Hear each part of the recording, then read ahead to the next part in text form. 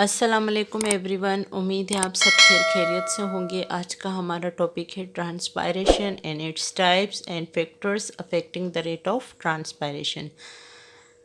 तो जो हम ट्रांसपायरेशन की डेफिनेशन पढ़ेंगे आज और इसके टाइप्स पढ़ेंगे। टाइप्स आपके बुक में हैं नहीं, पर हम आपको समझाने के लिए ट्रांसपायरेशन के टाइप्स का हवाला ज़रूर देंगे और इसके अलावा फैक्टर्स क्या हैं जो कि ट्रांसपायरेशन के अमल को मुतासिर करते हैं, ये पढ़ेंगे। तो आइए स्टार्ट करते हैं। Transpiration, trans means suction and piration means cooling.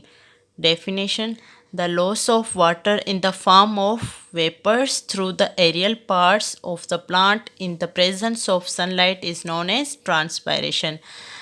पानी का ज़िया होना बुखारात की शक्ल में, बुखारात कहते हैं वेपर्स को।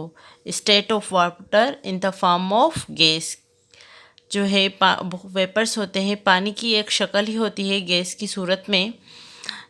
Through the aerial parts, aerial parts कहते हैं प्लांट के वो हिस्से जो कांटेक्ट विथ एयर, जो कि हवा के कांटेक्ट में हो, जैसे कि स्टेम, लीव्स, फ्लावर्स।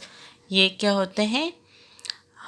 जड़ों से ऊपर, यानी जो ज़मीन है उसके ऊपर होते हैं। जड़ों को हम कहते हैं अंडरग्राउंड पार्ट होते हैं, और ये अंडरग्राउंड पार्ट नहीं होते, ये हवा से कांटेक्ट में होते हैं।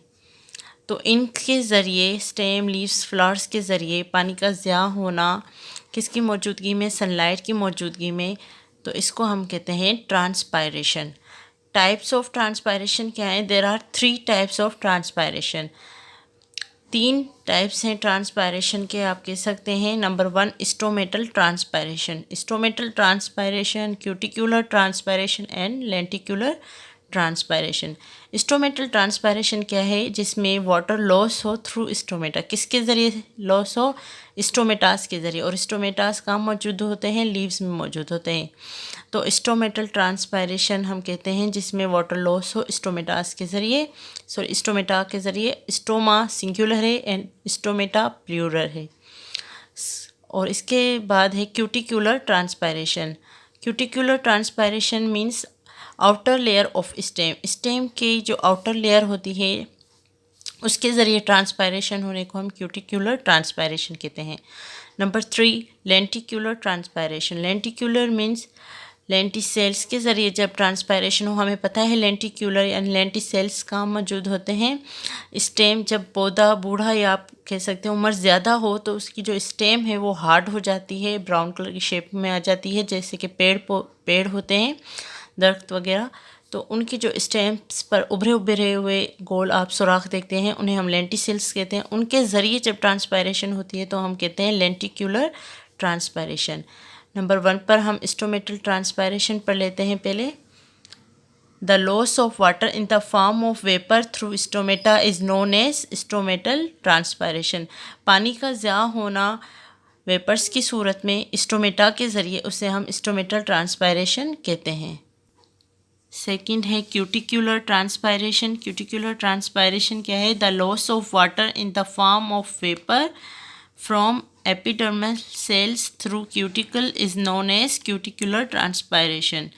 क्यूटिकुलर ट्रांसपायरेशन है पानी का ज़िया होना एपिडर्मल सेल्स, जो कि स्टोमेटा पर हमने पहले भी पढ़ा है, सॉरी स्टोमेटा कह रही हूँ, स्टेम पर। जो सपोज़ ये स्टेम है तो यहाँ पर एपिडर्मल सेल्स मौजूद होते हैं, क्यूटिकल लेयर मौजूद होती है, तो उसके ज़रिए पानी का ज़िया होना, उससे हम कहते हैं क्यूटिकुलर ट्रांसपायरेशन। एपिडर्मल सेल्स या लेयर ऑफ क्यूटिकल, क्यूटिकल के ऊपर जो है एपिडर्मल सेल्स मौजूद होती हैं। थर्ड है lenticular transpiration. The loss of water in the form of vapour of lenticels is known as lenticular transpiration. पानी का ज़िया होना बुखारात की शक्ल में किसके ज़रिए? लेंटिसेल्स यानी लेंटिसेल्स के ज़रिए होना, जो कि स्टेम पर मौजूद होते हैं, जो दरख्त वगैरह के उभरे हुए निशान होते हैं स्टेम पर, उसे हम कहते हैं लेंटिसेल्स। उसको हम कहते हैं, उनके ज़रिए पानी का ज़िया होना, उसको हम कहते हैं लेंटिकुलर ट्रांसपायरेशन। अब हम पढ़ेंगे फैक्टर्स अफेक्टिंग ट्रांसपायरेशन। वो कौन से फैक्टर्स हैं जो ट्रांसपायरेशन के अमल को अफेक्ट करते हैं, मुतासिर करते हैं।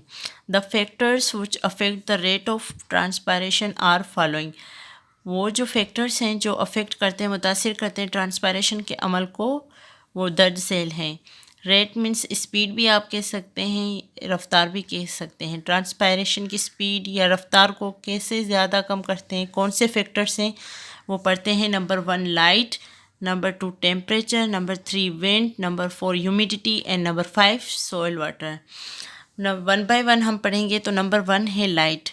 The rate of transpiration is increased with an increase in the concentration of light.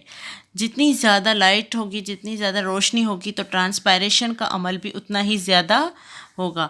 हम यहाँ कंसंट्रेशन की जगह इंटेंसिटी जो है लिख देते हैं, क्योंकि लाइट की शिद्दत के लिए लाइट के लिए हम वर्ड जो यूज़ करते हैं वो है इंटेंसिटी। जितनी ज़्यादा रोशनी की शिद्दत होगी उतनी ज़्यादा हमारी जो है ट्रांसपायरेशन का अमल अच्छे से होगा।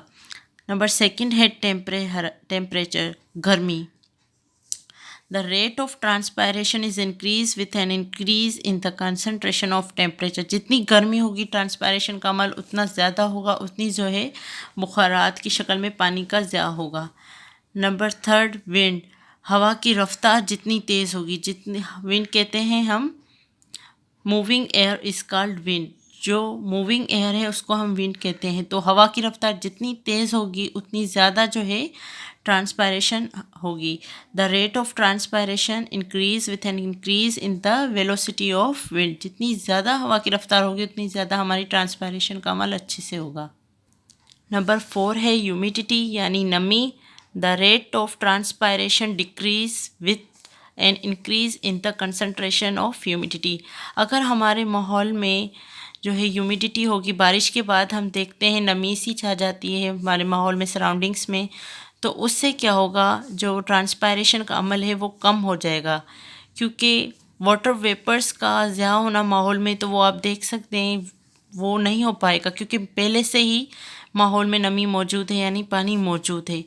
तो उससे क्या होता है कि ह्यूमिडिटी से ट्रांसपायरेशन का अमल जो है वो कम हो जाता है।